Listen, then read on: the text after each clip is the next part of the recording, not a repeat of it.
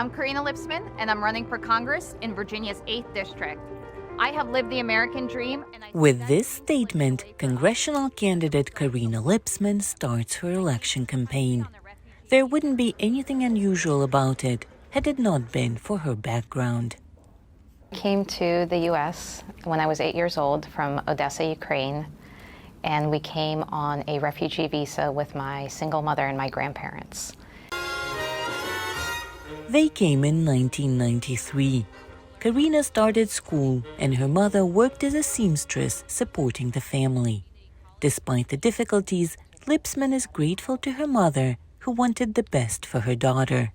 When I turned 18, I applied to become a U.S. citizen, and that was a choice that I made because I wanted to be part of America. She has a graduate degree from Johns Hopkins University and built a career in the defense industry.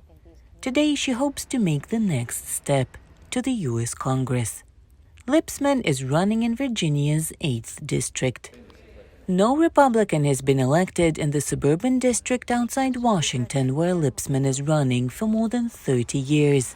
But she and her campaign manager, Brian Johnson, have a plan based on the changing demographics of the district. Nearly half of its residents are immigrants. I think a lot of people in this area and involved in politics in general come from families of wealth, come from legacy, politically involved families. Largely your immigrant population, largely your non-white male population in this district were not raised under those circumstances. And so Karina's story of having to fight and claw for everything that she has now, having to fight through a white male dominated defense sector to rise to a very senior positions that she completely left to run for Congress full time. I think those stories and those life struggles are ones that the majority of this district can relate to. Lipsman doesn't hesitate to criticize President Biden for high inflation levels, rising gas prices, and high crime rates. But on top of that, she believes his administration has not done everything it could to prevent the war in her native Ukraine.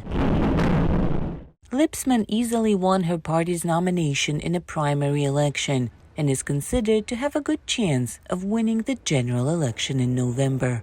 I received 61.5% of the vote on the first ballot, which is unheard of. My closest competitor was at 19%.